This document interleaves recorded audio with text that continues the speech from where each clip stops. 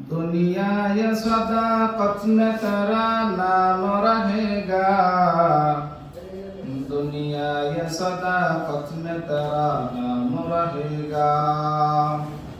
सिद्दीक तेरे नाम से इस्लाम रहेगा, सिद्दीक तेरे नाम से इस्लाम रहेगा।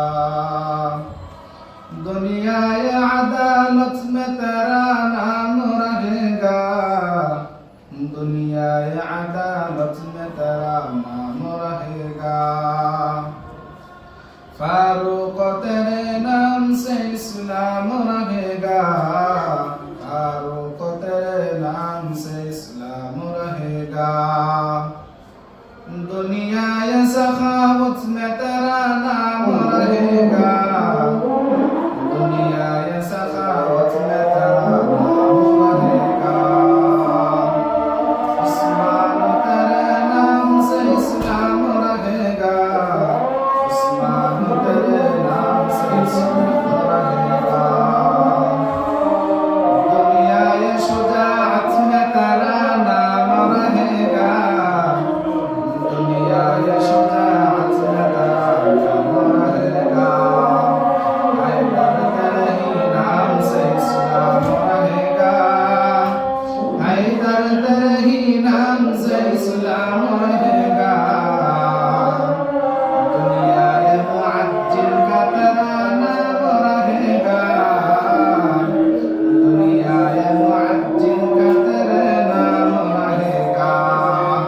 बेलाल तेरे नाम से इस्लाम रहेगा, बेलाल तेरे नाम से इस्लाम रहेगा।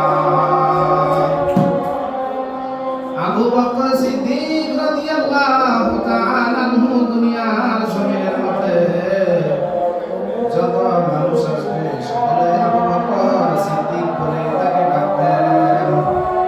আবু বকর সিদ্দিক এমনি এমনি সিদ্দিক হয়ে যায় নাই।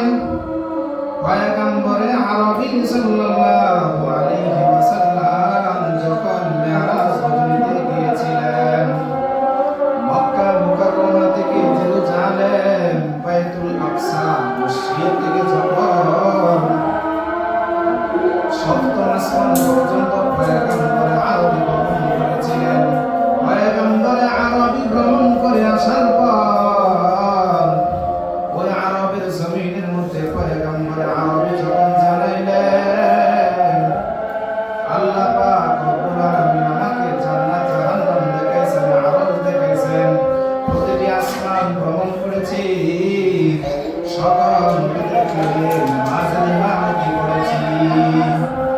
আরবের লোকেরা সবাই সন্দেহ পোষণ করতে লাগলো, পয়গম্বরকে কেউ বিশ্বাস করতে লাগলো না।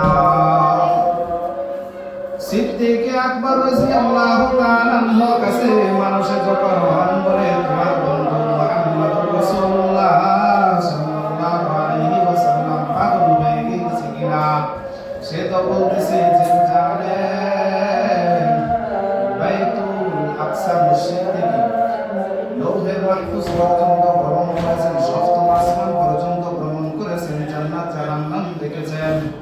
তুমি কি বলো, তোমার কি বিশ্বাস হয় কিনা আবু বকর? আবু বকর সিদ্দিক রাদিয়াল্লাহু তাআলা আনহু বললেন, ওই আরবের মানুষ এই কথাটা কে বলেছেন? আমার দয়ার নবী রাহমাতুল লিল আলামিন বলেছেন। তখন তারা সমস্যায় বলল, রাহমাতুল লিল আলামিন সেই কথাটা বলেছেন। যদি রাহমাতুল লিল আলামিন বলে থাকেন তাহলে আমি এটা সত্যবাদী হিসাবে মেনে নিলাম, আমি বিশ্বাস করলাম। দয়ার নবী মায়ার নবী রাহমাতুল লিল আলামিন কোনদিন মিথ্যা কথা বলতে পারেন নাই। জাহিলি যুগের নবীকে আল আমিন উপাধি দিয়ে ডাকা হতো। পয়গম্বরে আরবী সাল্লাল্লাহু আলাইহি ওয়াসাল্লাম শিশু থেকে নিয়ে মৃত্যুর আগ পর্যন্ত তার ইতিহাসে কোনদিন পয়গম্বর মিথ্যা কথা বলেন নাই, এমন ইতিহাস কোথাও নেই।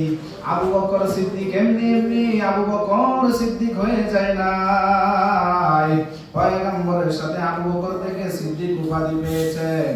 ওমর ফারুক রাদিয়াল্লাহু তাআলা আনহু নবীজির সাথে থেকে ফারুক উপাধি পেয়েছেন।